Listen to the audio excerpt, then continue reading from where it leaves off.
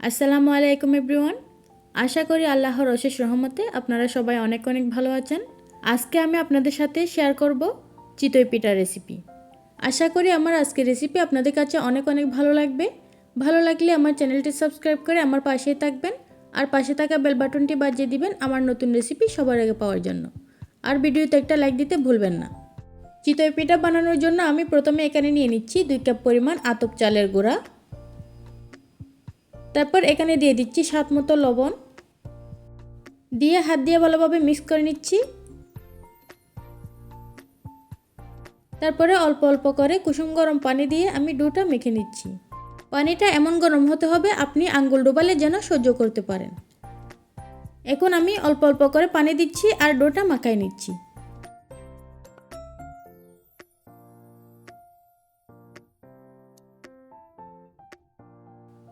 এই তো আমি পানি দিয়ে ডোটা মাখায় নিয়েছি। এখন এভাবে করে মতে নিব 4-5 মিনিটের মতো। আমার এখানে 2 কাপ চালের গুঁড়ার জন্য 1 কাপ পানি লেগেছে।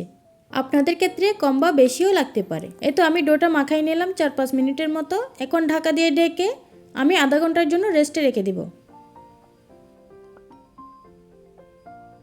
প্রায় আধা ঘন্টা পর ফিরে আসলাম।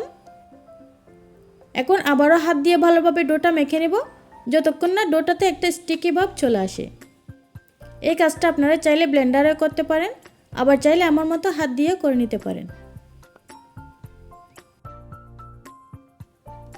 এই তো দেখতে পারতেছেন আমি ডোটাকে মাখাতে মাখাতে ডোয়ের মধ্যে একটা ক্রিমি ভাব চলে আসছে। এভাবেই চিতই পিঠার খামিটা যদি ভালোভাবে মেখে নেওয়া যায় তাহলে চিতই পিঠাগুলো অনেক ফুলকো হবে। এবার অল্প অল্প করে আবারও কুসুম গরম পানি দিয়ে আমি একটা ব্যাটার তৈরি করে নিব। কাজটা আমি হাত দিয়ে করতেছি, আপনারা চাইলে হ্যান্ড উইক্স দিয়েও করে নিতে পারেন।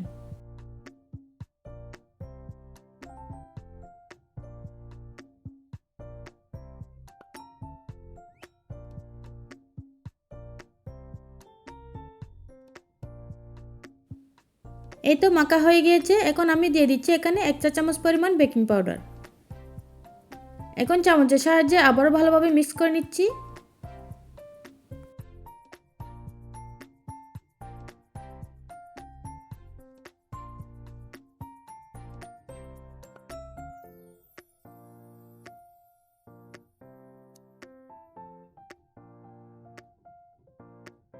মিক্স করা হয়ে গিয়েছে। এখন ব্যাটারের ঘনত্বটা আপনাদের একটু দেখিয়ে দিচ্ছি। এখন আমি পিঠাগুলো বানাতে চলে যাব। পিঠাগুলো বানানোর জন্য আমি একটা লোহার কড়াই বসিয়ে দিয়েছি। তার মধ্যে দিয়ে দিচ্ছি সামান্য পরিমাণে তেল। তেলটা দিয়ে কড়াইটা ভালোভাবে টিস্যু পেপার দিয়ে মুছে নিচ্ছি। কড়াইটা ধোঁয়াটা গরম হয়ে আসলে এখানে দিয়ে দিচ্ছি গোল চামচের 1 চামচ ব্যাটার দিয়ে ঢাকনা দিয়ে ঢেকে 3 থেকে 4 মিনিট অপেক্ষা করব। প্রায় 4 মিনিট পর ফিরে আসলাম। দেখেন মাশাআল্লাহ প্রথম পিঠাটাই কত সুন্দরভাবে ফুলেছে। এই তো দেখতে পারতেছেন। আমি আবারও টিস্যু পেপার দিয়ে কড়াইটা মুছে নিচ্ছি। তারপর সেমভাবে আবারও গোল চামচের 1 চামচ ব্যাটার দিয়ে দিচ্ছি।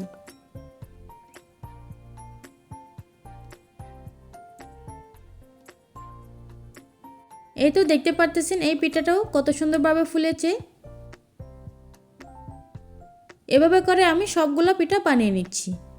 আমার এই রেসিপি ফলো করে নতুনরাও কিন্তু খুব সহজেই ফুলকো চিতই পিঠা বানিয়ে নিতে পারবেন।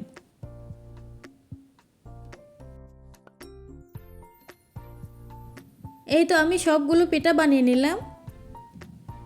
দেখেন সবগুলো পিঠাই কিন্তু খুব সুন্দরভাবে ফুলেছে এবং অসংখ্য ছিদ্রযুক্ত হয়েছে। আমার রেসিপি ফলো করে আপনারা যদি বাসায় ট্রাই করেন আমাকে কমেন্ট বক্সের মধ্যে জানাতে ভুলবেন না আপনাদের পিঠাগুলো কেমন হয়েছে। এখন আমি একটা পিঠা চিড়ে আপনাদেরকে দেখিয়ে দিচ্ছি ভেতরে কতটা ছিদ্রযুক্ত হয়েছে। আমার রেসিপিগুলো যদি আপনাদের কাছে ভালো লেগে থাকে তাহলে আমার চ্যানেলটা সাবস্ক্রাইব করে আমার পাশেই থাকবেন আর ভিডিওতে একটা লাইক দিতে ভুলবেন না। আজ এই পর্যন্তই। সবাই ভালো থাকবেন, আমার জন্য দোয়া করবেন। আল্লাহ হাফেজ।